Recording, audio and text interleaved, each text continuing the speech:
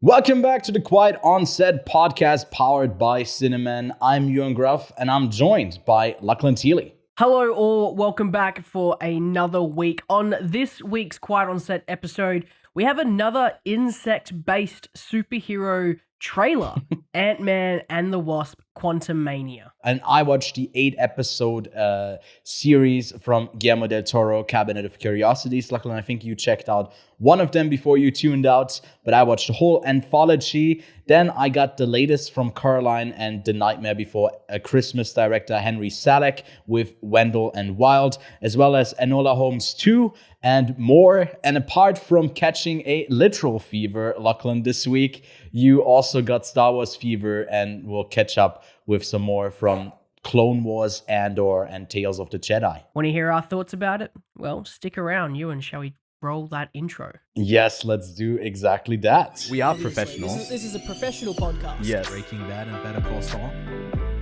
Hello there. Which actually, Did you this get is gonna me a be hat a as bit, well? Yes.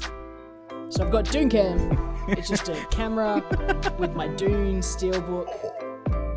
All right, welcome back, Lachlan. Thanks, man. Glad to see you a bit better. Alive. I know you were kind of sick and almost dead the last time We had to push recorded. back this recording because I couldn't hold a sentence together for longer than, let's say, 3 words, which is better than my 2-word sentences that I can usually do. Yeah, you worked really hard on your King Viserys cosplay Yep. in our House of the Dragon review. Yep.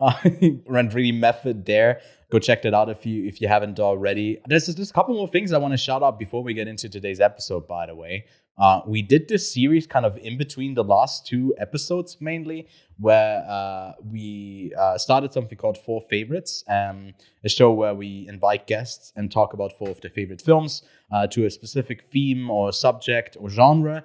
And for October, we chose horror, kind of fittingly, for Halloween, spooky season. And that's all wrapped now. The first 5 episodes of that show are out on this channel as well. So if you're interested in Lachlan or mine and our guests' favorite horror films, go check that out. And give us some feedback on that. And maybe let us know what topics you'd want to do in the future. Maybe a cat-themed one, as this one is not letting me alone record. She just keeps coming back onto my table. Or even guests that you want to see on that show. I really want to continue that because I do like to talk to some people, and they always give us recommendations as well. Just quickly on those cats, are we making those essentially the Quiet On Set mascots? Kiki and Gigi are now the Quiet On Set mascots? I would say so. I think we are still in disagreement over how to spell Gigi. Yeah. I think I'm being There's the correct way, and then there's the overthrown Ewan in way. a sense. No, it's the one that's from the film. It's when you watch the film, that's what pops up if you put on the subtitles. It's Gigi with a J, not with a G. I don't know. It's Gigi. It's also not Gigi. That's the difference. It's not JJ, it's not is the same. it? G's, all right, whatever. Well, JJ would be JAY. We're going to have... Anyways, this is going to be an off-camera fight that will continue over the parenting and the naming of the mascots of the Quiet On Set podcast. She's back, by the way. She's off screen over here. She's on my audio interface trying to crawl up. So your whenever audio I look levels over are going to here, be she's... off with the cat knocking the audio levels up and down, turning the Yeah. dial. She's sitting on my PC right now. It's and I can't screw her up. The last time I told her off to not go somewhere, she went there for the next hour. She's also right in front of the camera right now. She's moving that's okay. Anyways, adorable. Let's not get Adorable. trailed off from this. They also got the cat tree here in the background, by the way. Also, I guess I didn't mention yet, but I moved. If it isn't obvious already, also by the echoing sound that you'll probably hear, I'll try to cancel it out in editing, so it's not too unbearable to listen to. But this room is pretty empty, apart from I guess the cat tree in the background. Lachlan, let's jump into the news.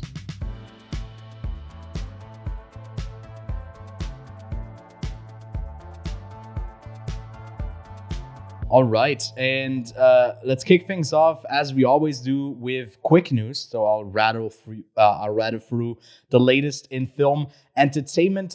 First up, the biggest news of the week is probably the shake-up over at Warner and DC Studios, now called DC Studios, not DC Films anymore. A bit of a semantics change over there. But more notably, James Gunn and Peter Safran are taking over the lead at DC Studio. The DC EU is no more. Apparently, they're working now on the DCU. Crazy that the abbreviation has changed. So many more things to come. Maybe for people who don't know, Safran was the person who most notably oversees the Conjuring franchise, which is like a immensely profitable franchise. It might even rival the MCU when it comes to profitability, because horror films are so easily and not easily, but cheaply produced, right? Lots of news coming over there. We got some news on Batman 2 that won't be happening until 2025, apparently. As well as Joker 2 Folie à Deux will also not be a part of the new streamlined DCU. Also, now it's been long enough and everyone's been kind of talking about it. Henry Cavill is back as Superman, which also means he has to prioritize this over his little Netflix series that's already about to be season 4, but he's not returning for that role, and Liam Hemsworth is overtaking him as Gerald, I think is his name, right? You can back me up there. You played the Witcher games. Gerald? You mean Geralt? Geralt. Okay, I wasn't sure. It's the whole GG and GG situation. Not Geralt. Geralt. There's a T. Geralt. Oh, Geralt. Well, I can do that. I'm German. I can do that. I just never played the game. I was trying to Americanize it. But yeah, that's that from the DC front. Hopefully this will nip it in the butt when it comes to the weekly update from Warner all the time. Then in the Disney corner, we got the announcement of a Disney Plus series with the working title at the moment, Vision. Jesus, I can't say Vision. The German with the working, the German pronunciation. Try to Americanize Vision. It, man. Vision. Vision Quest. No, it's Vision Quest with Vision as the titular character that we'll get at some point in the future, I guess. And there was also coming out of an interview with the Disney CEO. Bob Chapek, that he says there's no more acquisitions in the works. I think Paramount is one of the companies that's kind of floating up in the air to maybe be bought and taken over. But he says Disney is done with acquiring other studios, which is fine by me. They got more than enough of the market share when it comes to the IP that they already kind of soaked up. And then still over at Disney, apparently Avatar, or I guess Fox, not Fox anymore, 20th Century. See, it gets confusing really fast. Avatar, The Way of the Water, is coming in at a runtime of quite a bit over 3 hours. Has now been confirmed. Yeah. And, it really annoys me. The first one was already 2 hours and 40, but it's long. And lastly, Lupita Nyong'o is cast for the Quiet Place sequel, Day One, and a Friday the 13th series is coming to Peacock and is produced by A24 and Brian Fuller, who did Hannibal. I know I've been kind of trying to read up on this. Apparently, the whole franchise has been in a legal disputes for years now, where the rights lie. That's why we haven't gotten a new film in ages in the Friday the 13th saga, and I personally haven't seen a single film out of the franchise.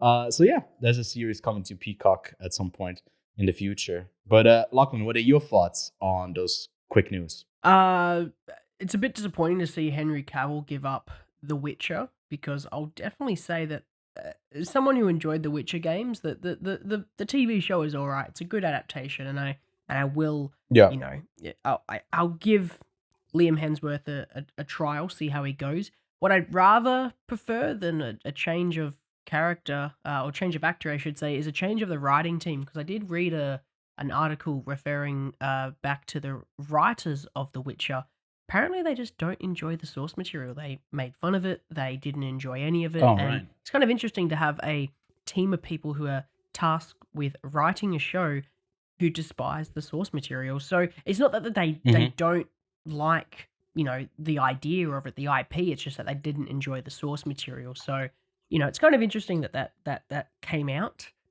very close Yeah. to Henry Cavill leaving The Witcher. Whether, it will succeed past season 4.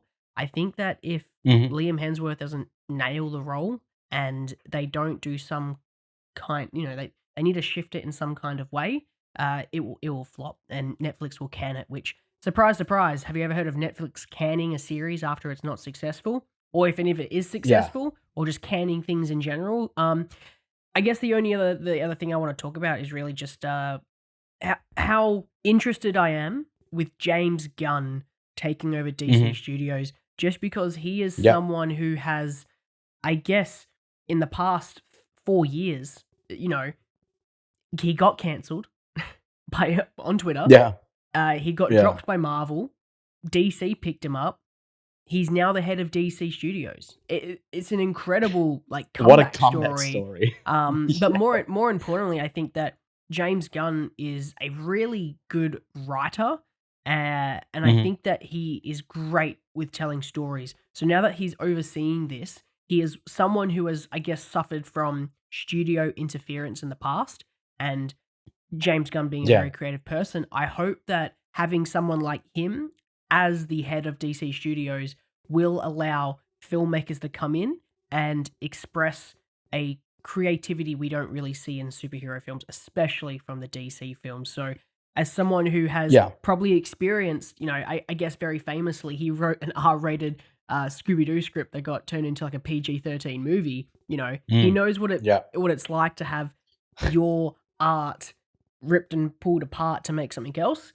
I'm sure he will probably, and he might change his mind, but hopefully he has a good heart in mind to allow people to come in, make a movie, make a new, Man of Steel movie with some really creative ideas, and he doesn't interfere with that unless he goes, actually, that idea is trash. You gotta have someone pulling at you, telling you ideas are bad. But I think that's the biggest issue, though, that you got someone who's got when it comes to creatives working together, that can almost be sometimes as bad as studio interference, just because everyone's got their own vision. So that's really up in the air and depends from project to project. As they really want this streamlined thing, he's no Kevin Feige. I think I think doesn't have as much power as Feige does. Yeah. But I think for all of the when he can, if he can focus on the creative stuff, and again, Safran is amazing at the franchising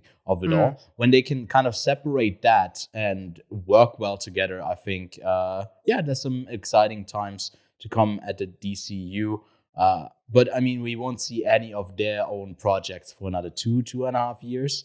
So I'm keen to see a lot of work what comes out of. A lot of work that has got to go production. into it before they can pump something out. But it's a great reset point for the DC universe. I guess the DC films, but it's also at a point where superhero movies are super saturated right now. It's every other month there's a new one coming out, and now it's even coming into our TV shows as well. So hopefully they can expand and go into the expansive DC universe and try something new. Don't just do Superman, Batman that gets renewed every 4 years. Give us something new, something unique. Tell us new stories. He did a really successful job with, making very unknown superheroes like in the Suicide Squad almost enjoyable to worth going to the cinema for.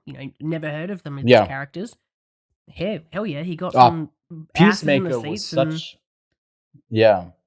I think Peacemaker was such a surprise because I came out of even liking the Suicide Squad and out of that movie and was like, Peacemaker? I really don't want more of that character. That's just the last guy who I wanted more of. And it works. It's a great, I think it's one of the best superhero series we've gotten so far. I think it's pretty much better than anything Marvel has released since Phase 4. Disney really needs to work on their TV shows. There is a clear lack of either quality control as well. Yeah, Yeah. everything since the end of Endgame has had a quality control issue, or just I was going to say a money issue, but I realized I'm talking about Disney. There's no shortage of money coming from Disney, but No. I feel like there's a massive quality control issue. They've gone from a studio that pumped out pretty high quality stuff to now a Yeah. studio that just pumps out a lot of stuff. So, and I guess it's kind of what's happened to Star Wars, but I can get back to that when we come to what you've been watching, because I've been on a Star Wars binge. Yeah, I mean, I'm kind of hopeful that maybe Black Panther is one of the films that can turn it around a bit. But from the early buzz that I've heard is that it's also a very long movie. It's over, I think it's 2.5 hours long. It's like one of the longest Marvel films as well. We'll talk about that one next week. But the early reactions, I think, so far is that the movie is really like intimate and good with, I guess, tackling the passing of Chadwick Boseman. But all of the stuff that makes it have this runtime is not really justified in the story, but apparently there's a lot of like expanding the universe type of stuff that takes up a lot of time of the film, which is not really what we want, because that's essentially what a lot of these movies just are. They're just expanding the universe and they're kind of forgetting about the characters along the way. But I won't talk about more of that. We'll have a full review for that next week once we've seen it. And yeah, I think that's it for the quick news this week and the quick news discussion. So we'll head on over to the trailer we're taking a look at this week, which still sticking to the Marvel, same theme baby. of Marvel. We got the first trailer for Ant-Man and the Wasp: Quantum Mania, the third film in that franchise. We also got a Jonathan Majors appearance back-to-back last week with Creed. Now we got him as Khan, the tiny conqueror, over in the quantum realm. So Lachlan, what did you make of this first trailer? In an age of overworked VFX artists, it looks like this is the most VFX movie to date. My God, was there so many visual effects in this trailer. I'm so glad I don't work in the VFX industry, because, man, it must be crunch time for this film, as it is just around the corner. And if it's primarily going to be taking place in this quantum realm, obviously there's going to be some practical side of it, but I'm going to say a good 70% of this film is going to be on a blue screen / green screen, and it's going to have all these actors in front of it acting their little shoes off. Quantum shoes. I actually really enjoyed the trailer. A number of reasons. I loved the Yellow Brick Road song. It was a great cover.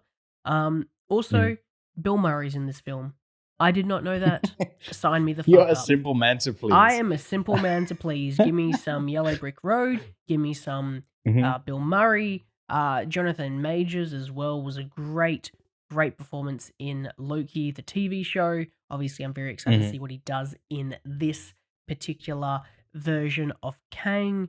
Kang? Yeah, Kang, that's his name. I really enjoyed the trailer. I'm not the biggest, again, I'm not the MCU guy in this podcast. That's going to be definitely Ewan. So since when is that the case? You're always the MCU guy. You rebranded. I'm the Star Wars guy. Right. So we do need that for the White Guy Film Podcast. For me, I guess that all I want in this film is good humor, and this is the start of Phase 5. Yes, so hopefully, I'm pretty sure Black Panther's the end of their Phase 4. Introduction to Phase 5 is going to be from this film, Ant-Man Quantumania. All I would like is a great introduction to the villain, because this is the villain that's going to be setting up the next 2 phases. This is the big bad. Yeah, and closing off the 6th one, right? I don't know if Secret Wars or what's the other one called? The Kang Dynasty or something like that. Something along those lines. So we already know he'll end up like the big bad by the end of phase 6. So yeah, hopefully. I mean, Jonathan Majors is amazing. Hopefully, his character will be too. Yeah, but exactly. yeah, no blame. I'll put no blame onto him if this doesn't turn. Oh out. no. All onto Disney. All onto Disney. But yeah, I'll be watching it. I don't know. It's just a lot of VFX, like you said, and I feel like it's also yet another setup for another young Avenger. I think they're really holding that in. Oh yeah. TV shows. What's this, like the fourth actress that's played his daughter? Gosh. Yeah, so many of them. It would be funny if they like. We need a Deadpool is gonna be. Yeah, we need a joke about that, and I'm like, I noticed that as well. Deadpool, how clever of you. It's kind of like the aging in House of Dragon. How some actors age like 4 decades, and then there's the same actor from start to finish for like Sir Kristen, for example. Like he's the same actor from the start to the finish of the show, where there's like 4 different actors for some of the kids. So it's kind of like this one. It's kind of like they haven't aged some characters, and some of them have aged so quickly. I think it's funny because like the age difference between those actresses are probably smaller than they are in the TV show. I assume they just have a smaller frame, and for some reason, once you get the adult actors, they're just like, I guess, like got especially like bigger faces as well. So that's like their way of making sure someone grew up is also they changed their face structure for some reason. But yeah, that's that. And quick shout outs to 2 things. One more thing within the MCU.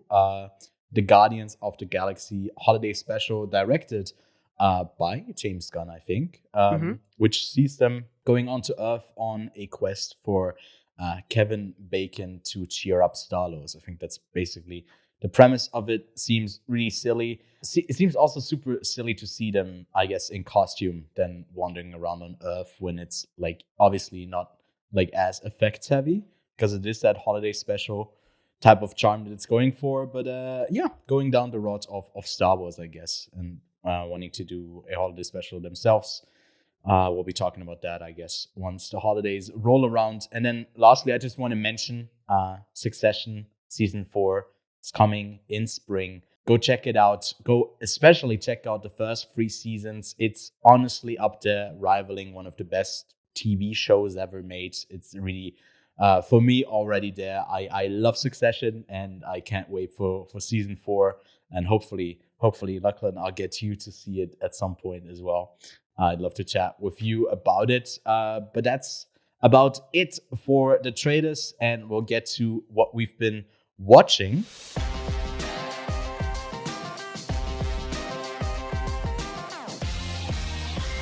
Did you want to go first, as you have a number of Halloween-themed stuff before we get into the that sounds good. Stuff? More the Star Wars side of things. Tales of the Jedi would be both. Break up all the Disney stuff by chucking in your Halloween theme stuff. Exactly. So we'll kick it off with Halloween. Not with Halloween, the movie, but Halloween themed horror content. I caught up with the entire series of Cabinet of Curiosities presented by Guillermo del Toro. I gotta say, I was quite underwhelmed by it. Lachlan, I know you caught one of the episodes. Did you just catch I watched the lot 38, 638, whatever it was, and I wasn't blown away by it, so I decided to not continue. Especially since I mean they're really short, but I was hoping for really good short stuff, and it took a little while to get into the weird and the crazy. And I guess that's unfortunate because that's my favorite part of Del Toro's universes, which obviously they're not made each episode by Del Toro. It's kind of like the Tim Burton Nightmare Before Christmas. It's kind of like inspiration from him and then given to a director to actually, make. Funny enough, because we're going to be talking about Henry Selick, is that his name? Shortly, anyway, with your next film that you got into. So I guess for me, the Cabinets of Curiosities, interesting in concept. If you have an episode that you think is better than that first one and you think it's worth the watch, I might go watch that individual episode, but I've heard mixed things. I do have one. Okay. So fill me in. For me, I think Lot 36 it is. I'm checking right now. was the best one apart from the other one. I gave that a 6 out of 10. All of the other ones really were me between 5 to 3. There were a couple that kind of missed for me quite a bit. Something that was conceptually quite interesting was like The Outside, which saw someone like with a face cream that will age you, but it's completely like body horror as it like turns up, and it was a bit of commenting on society and stuff like that. So like there were big ideas there, but I think being inspired by Guillermo del Toro, a lot of it is the creature-based stuff, which is, I gotta say, kind of my least favorite horror thing, because you can see that they got the budget that they needed to like get the creature stuff done and stuff like that, but didn't really click with me. My personal favorite was from the Mandy director. It's called The Viewing, which was so filled up to the brim with style. It looked like it was like filmed on VHS, but also on film. There was like a lot of like neon, just a lot of bursting colors. It had a lot of unique energy. And then the ultimate thing is just like really a horror short story, which I guess it is what a lot of them are, but they could also, a lot of them could just be a feature film that is a bit shorter than a feature film. And I feel like with The Viewing, it really encapsulated, this is a short story, it's also a short film. But they towed a line here, because a lot of them are like over an hour. So it is quite an investment to, time investment to check them all out. So on another IMDb, one that, on IMDb, No. I just want to see if you agree. The Viewing isn't very high. It's only a 6.3, where the highest rated episode on this The Autopsy? is The Autopsy. Yeah, that's what I was expecting. I was about to mention that I cut you off there, but that's the one where I see most people clicking with it. It's from David Pryor, who did The Empty Man. And I think it has a great style. It has like the story down. I just didn't click with it. It's a lot of like the autopsy bits are done like super well, where it like makes your skin crawl from the stuff you see. But I honestly also fell asleep to it because I was kind of bored. So when a movie does that, first of all, I guess I got to sleep more. But secondly, it didn't really keep my attention. So maybe I'm a bit harsh on it. Maybe it gets like, I would say it's as good as Lot 36, you know. Oh, so, okay. But I didn't realize that Eric Andre was in one of these. Like that's the viewing. That's the one, The Viewing. So you reckon The Viewing would be worth my time? Yeah, you'll like it. You'll like it. All right, Pretty sure you'll like The Viewing. But yeah, that's it for Cabinet of Curiosity season 2. I still hope they're doing a second season, even if I don't click with it. For like horror people who like this, I mean, Netflix is famous for canceling this shit. Like as soon as there's a subgroup enjoying it, it's like no, it's not doing as well as Dahmer. Let's cancel it. And yeah, hopefully it gets greenlit for another season, because I think the idea of it is pretty good.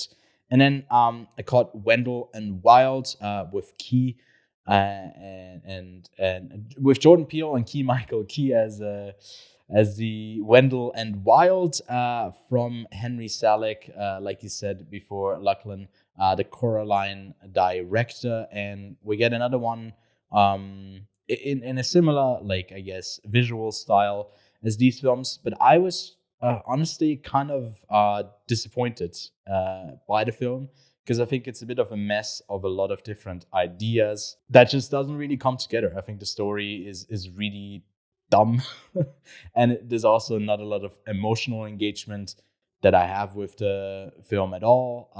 To me, visually, I mean, it might be a bit, might be standing out a bit, be interesting, but other than that, really big disappointment for Wendell and Wild. And then lastly, I guess, over in the horror corner, I caught up with Barbarian, that's now out on VOD, a film that had a good, surprisingly good theatrical run, where it picked up some momentum because there's a bunch of twists that happen. That movie that you really, really shouldn't spoil before you get into it. I didn't really click with it because there's like separate parts of the film that I enjoy more than others. So I'd say it's a pretty solid horror watch, but certainly not a must, I'd say, for this week.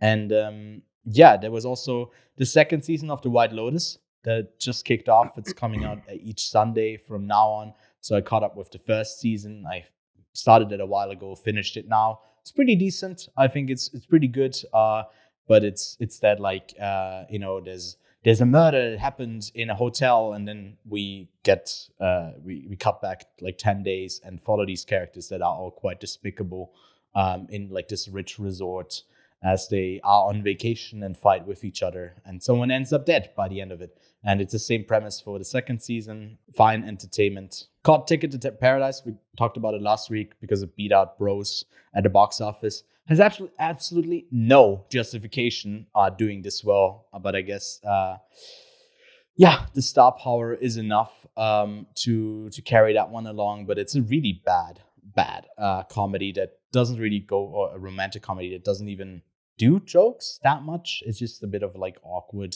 the whole time through. Same goes for Enola Holmes 2. Tries a bit hard to, I guess, do the fourth wall breaks, but also have a charming lead. I just don't think Millie Bobby Brown is that good an actress, and it really doesn't work when she has to carry this whole movie. But they do shift focus a bit to go over to Henry Cavill as Sherlock quite a bit in this. And those moments I enjoyed a bit more. But again, the plot is incredibly stupid. So it was similar to Amsterdam, how I felt about Amsterdam, where it was like the whole thing is just like easily figured out, or then when it makes twists and revelation, they just make no sense at all. They're just kind of out of left field to surprise you, which is sometimes the case with the Sherlock stuff. But because we don't focus on him, on like his deduction, but more on her like doing the quirky coming of age, I'm a teenager bit. It gets old pretty quick. It's also not my demographic. I think it's shooting more for a teen audience. And lastly, I caught Big Mouth season 6. Disappointment. It's been kind of on a steady decline. We talked about it last year for season 5 as well. I think then you also caught some of the episodes, and we had like a further discussion for it this year. Lachlan, I know you didn't continue along with it because you were disappointed by season 5. Yeah. And there's a standout episode 3, that's like, I think it's something vagina shame or something like that. I don't know exactly what it is called, but that episode is really solid. It feels like a PSA in a sense as well, but through Big Mouth. And I think when they overtly do that in the series while just stringing their characters along, that's what I enjoy the most because I feel like, oh, that's great for the youth to be checking that. I feel like an old man watching the series. But whenever they do the character stuff, it just gets really ridiculous, and I'm kind of like, I'm tired of it. I'm not really feeling it, but I'm sure we'll get a couple more seasons out of this. Although I think it would be great if they ended at some point. And I think the spin-off that they did with the monsters also was a bit of a flop. Didn't really work. It had its appeal at the start, and the appeal just, it's kind of like beating a dead horse. No appealing. No more. Well, yeah. More. While it's erect and jerking off, that's Big Mouth. Yeah. Yeah. Jay probably fucked that over, as he did with all of his cushions. That's a reference if you've seen the series. Otherwise, it's going to be really weird. Anyways, Star Wars. Family Star friendly. Wars. What did you catch up with, Lachlan? Well, before we get on to Tales of the Jedi, which is something that we both have watched this week. Yeah. I finally had finished The Clone Wars, the animated series that came out years ago, got revived for one more season, and can I just say, I had a great bloody time watching this. It just goes in so many directions. It's incredible. This animated show obviously becomes a tale of Ahsoka more than anything, and I really enjoyed Ahsoka.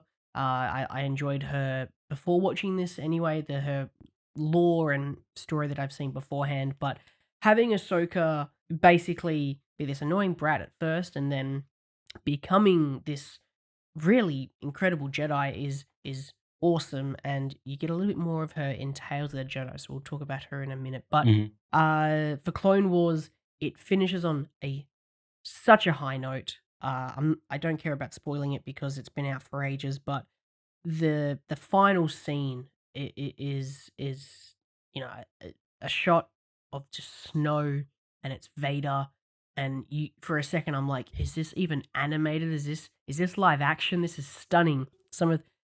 Literally some of the most stunning, cinematography I've seen in animation in a long time, and it's a bit disappointing that animation's, I guess, associated with children, and this show, it is made for kids, but it is also, an aspect to it that you go, wow, this can be extremely dark at times. So, no, yeah, Clone Wars, phenomenal, really awesome series that if you have time, it's a great little, there's 7 seasons of it, just watch it. They're 20 minutes long each, if you have a bit of time you need to waste, it's awesome. I also caught up with Andor, and so far it has been pretty good, especially because I don't know about you, but have you been watching weekly? I have, yeah. I have not. After episode 4, yeah. Because I watched 40 minutes of the first episode, so I got pretty much all the way to the end. And when I was watching it, I was like, I am not ready to watch this right now because this is not like any other Star Wars ever.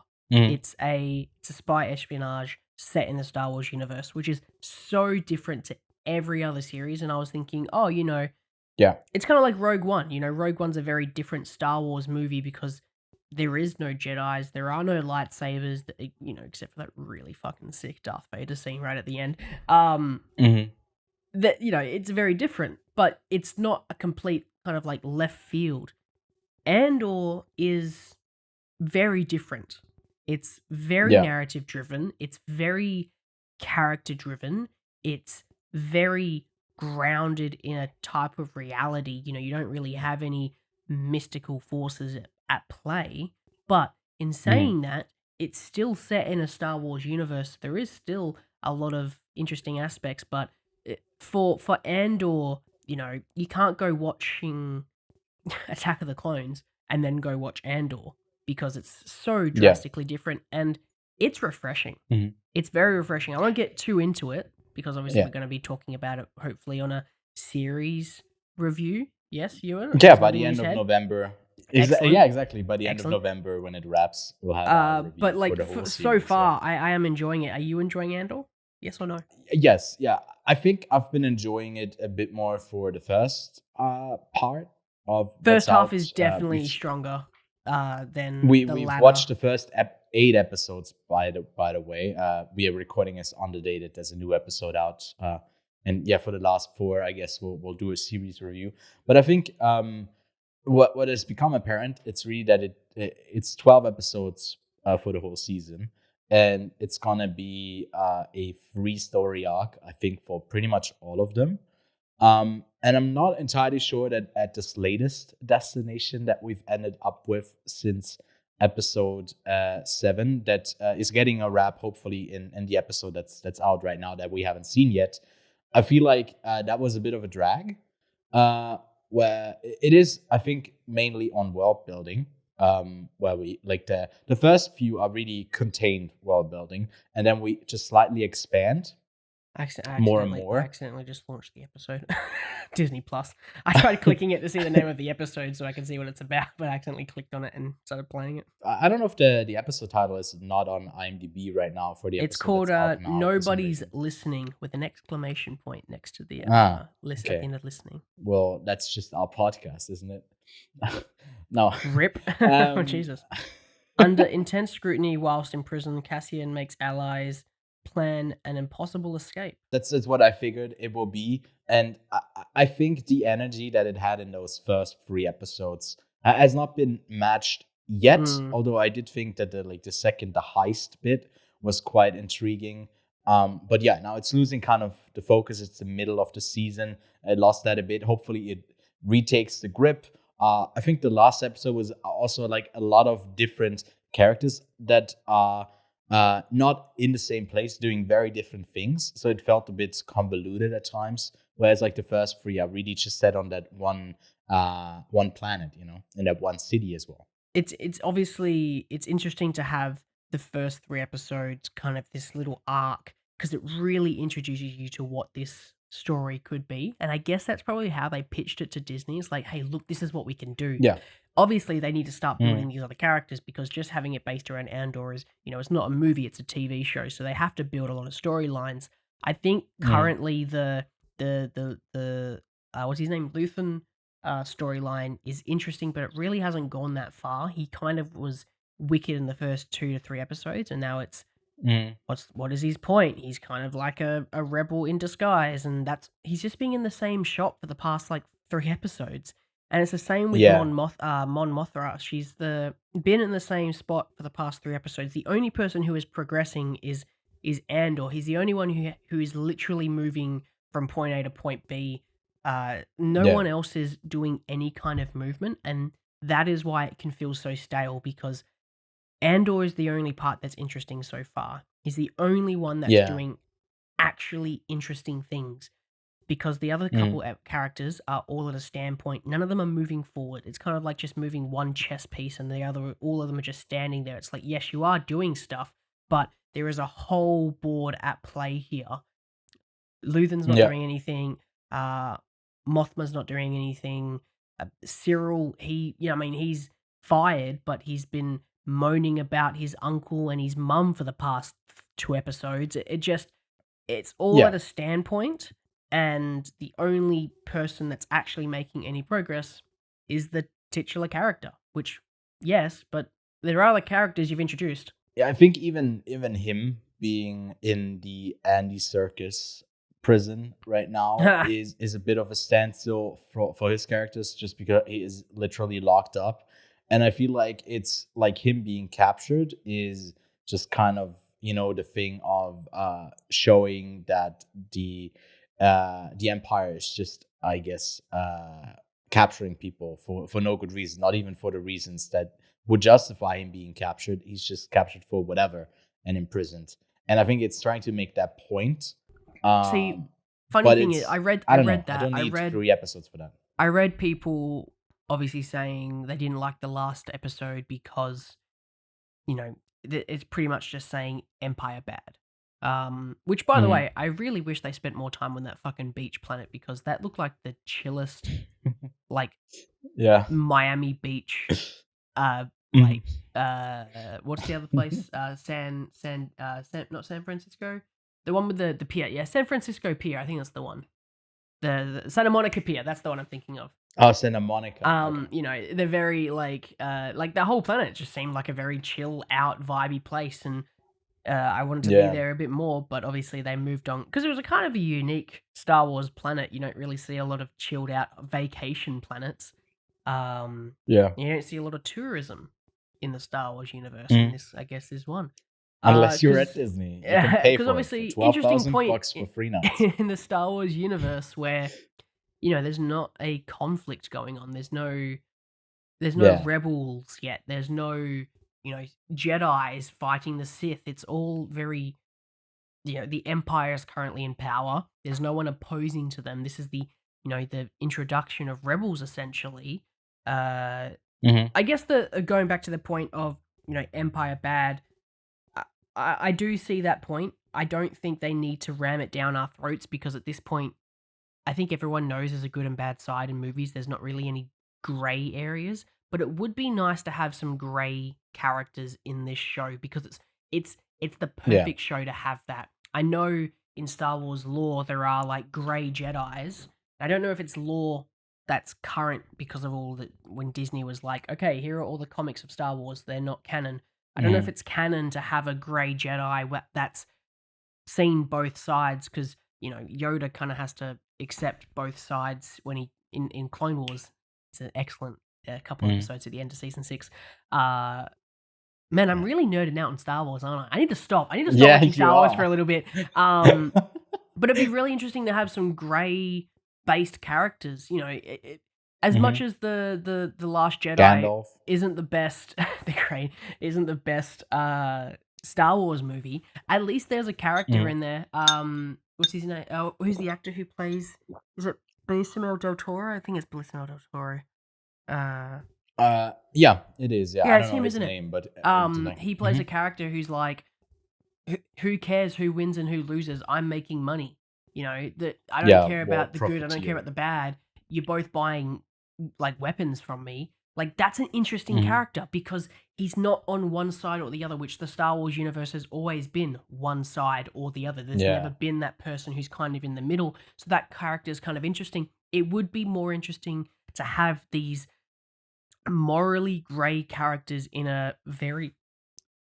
I mean, Andor is that, right? Cassian is that, but I think the story is about him going from grey to white, in a sense. You know? Well, I still don't think that because he's still very anti-Empire.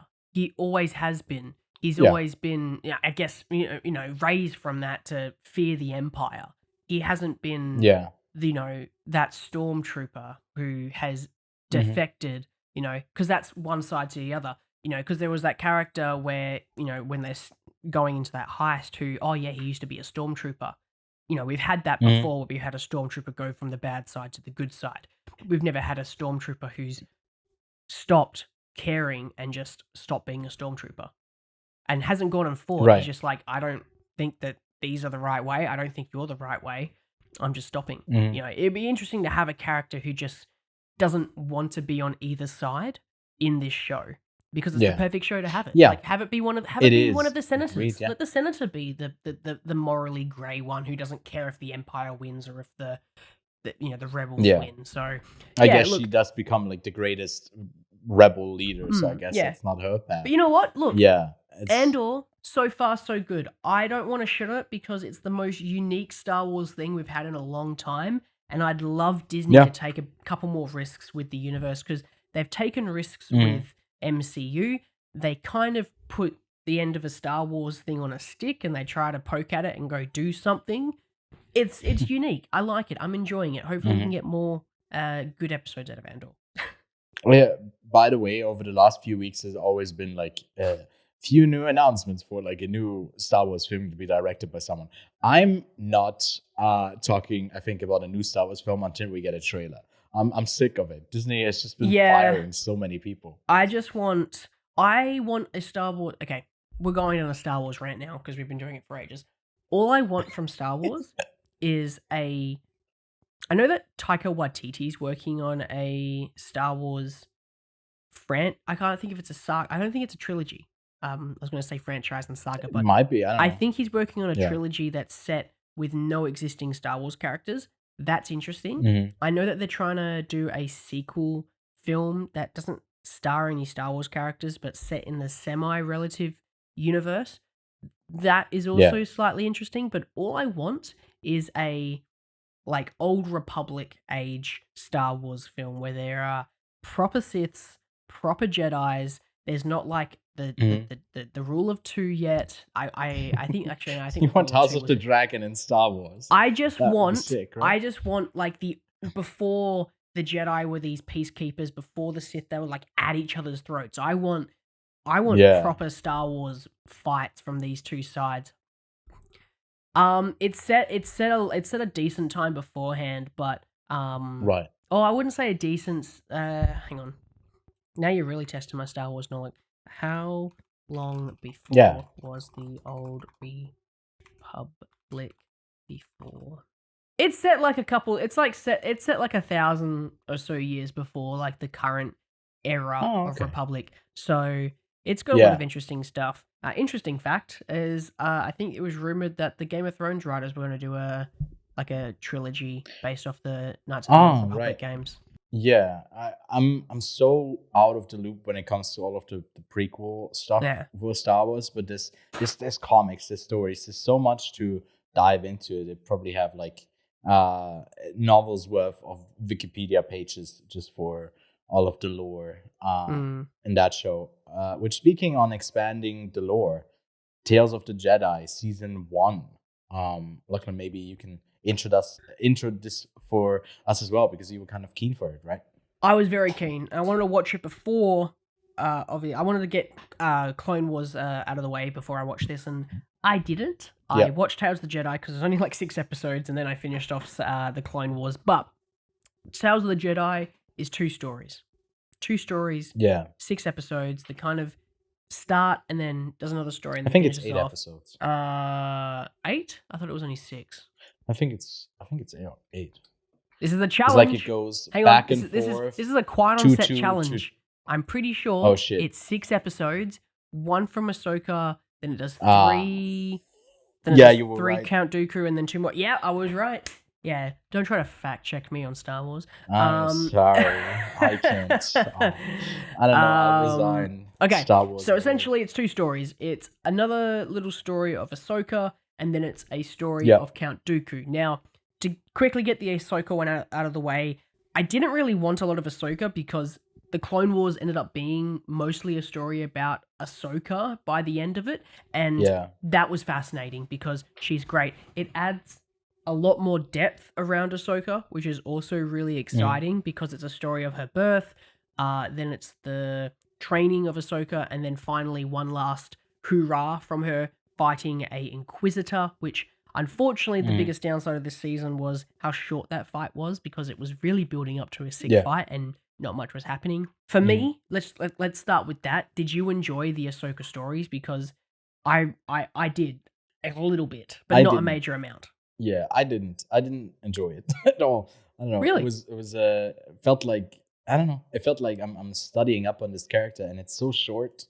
and it really wants to name drop a bunch of people. I wasn't feeling it at all. But I'm also not the right person to. That's to fine. cater this to, I think you know? that the Tales of the Jedi story with Ahsoka works really well with Clone Wars because it builds a lot of depth. Yeah. Especially because definitely. the second one, the one where she's training with all the troopers, is obviously right at the end. By the way, we're going to spoiler alert for Tales of the Jedi. Yeah. Is right as obviously Order 66 happens, and obviously all the clones turn on Ahsoka. See, I got no of the because there's a lot of time skips in both of these, and that's why that was so confusing to me to like keep up because it's so short but also covers so much. And obviously, like the first episode is her birth, which doesn't really add too much, but obviously shows that she's force sensitive. This second one is training, and it really links in extremely well to one of the last couple episodes of Clone Wars. Literally, like, scene as that last episode ends, there's a scene that literally follows it up in Clone Wars. So if you really want to, if you watch like just the last like 4 episodes of Clone Wars, you'll see what I mean. And then obviously there's that final one which takes place after the end of Clone Wars and is her reestablishing herself within the Jedi Order, or at least going back to her original ways, because I don't think you're aware, Ahsoka left the Jedi Order. She left the Jedi Order after she was accused of like a lot of. I won't get into it. But, entanglement. She was accused by the Jedi of a crime and not being her. Right. But she didn't believe that the Jedi had faith in her, so she voluntarily like left the Jedi Order. And she actually came back to help take down Grievous, which is why she was on that ship with all of the clones. That's where the clones come in, but obviously the training takes place ages ago, then Clone Wars, and then yada yada yada. Ahsoka's cool. Fuck me, is Count Dooku way cooler. I enjoyed his part a bit more because it's like a turn to the dark side, and like, what makes someone fascinating, go, right? Go over the other side. It's fascinating. It's exactly that, like going gray that we just talked about with Andor, and a gray character that then turns to his side for a specific reason that isn't just like someone got killed, but it's like his ideals being morphed in a way, which I found super interesting. With Dooku, obviously 3 episodes, Dooku and Qui-Gon, Dooku and Windu, and Dooku and female Yoda. Yaddle. Yeah. Yaddle? I think I think it's Yaddle.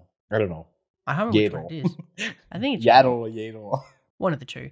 So, personally, my favorite episode from the entire show, the entire series of Tales of the Jedi, was the Sith Lord episode, because it was just the most fascinating.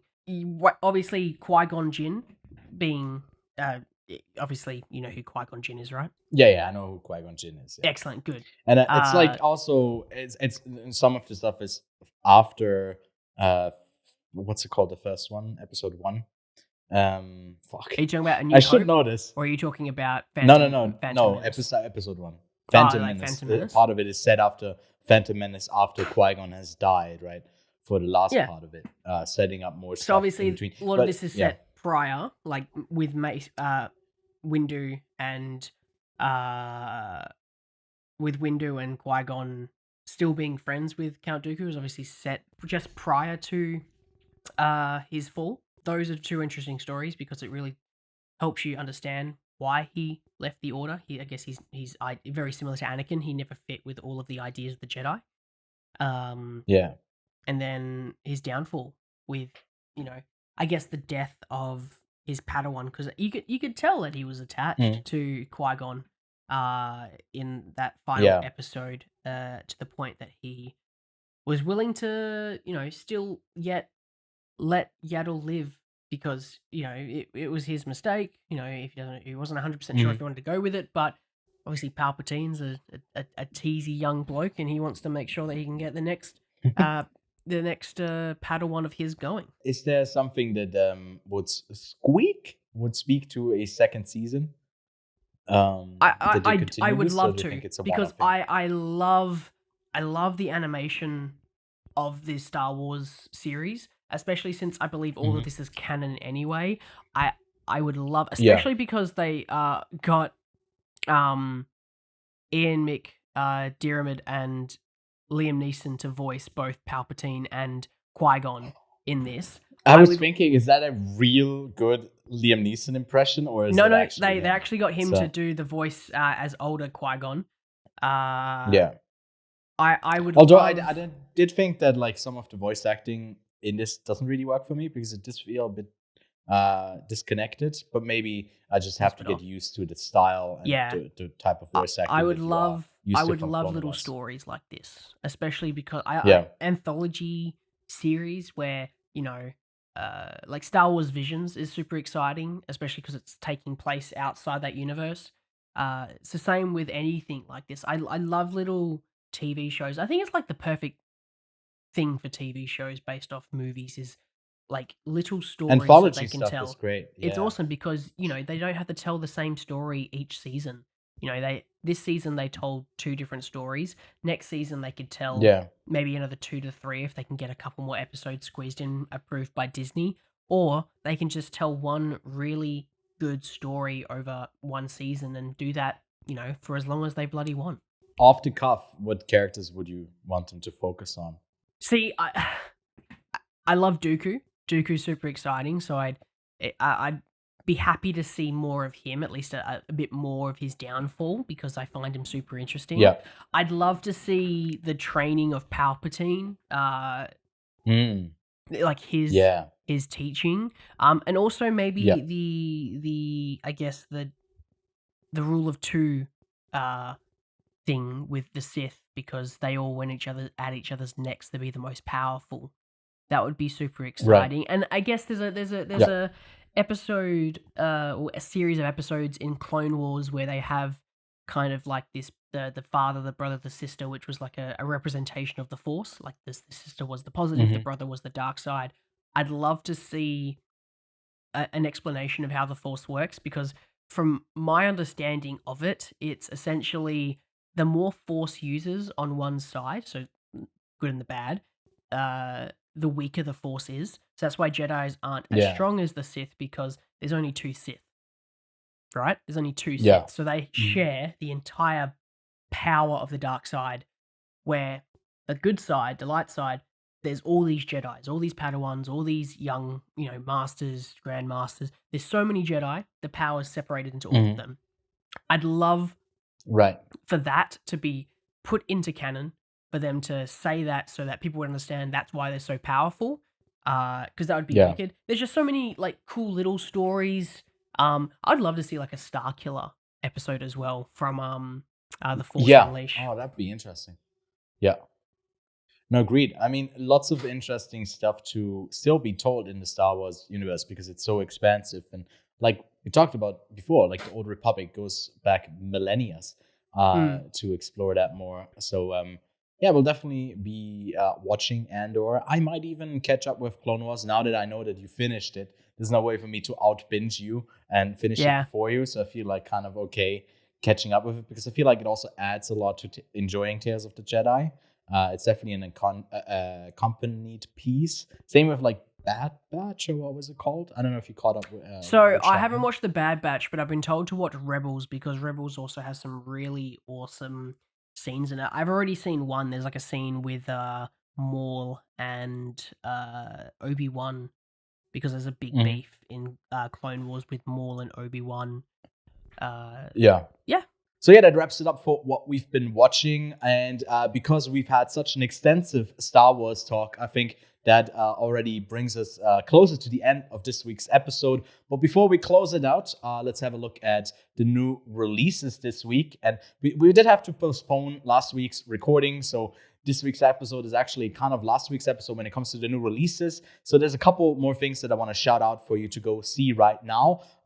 Each Sunday, a new episode of the White Lotus is releasing. Go check that out. I'll be keeping up with that as it releases. And then out now, expanding in wide release, is Armageddon Time. I already saw that one, so we'll have our thoughts on that maybe next week if Lachlan can fit it in as well. We'll see. Then out in limited release right now is The Wonder, that will be on Netflix November 16th. Bardo is out on limited release and releases on Netflix in December. Causeway is out November 4th on Apple TV Plus, as well as Enola Holmes 2 on Netflix. And then on November 11th, we are getting Black Panther Wakanda Forever. We'll talk about that film next week, as well as, we won't be talking about that, but it's also out over on Netflix, The Crown Season 5. And in limited release in the States, check your local art house theater if maybe it will play near you as well, is Florian Zeller's The Sun. Bit of a disappointment to me. And a yet to be seen by me new Spielberg film, The Fabelmans, that I'll be catching up with, I think, by the end of December. That's when I'll be getting it. So for people out in the States in limited release, go check that out. That's that. Thanks so much for tuning in for our Star Wars and, I guess we got a lot of Disney stuff, a lot of DC stuff, a lot of big universe stuff that we talked about.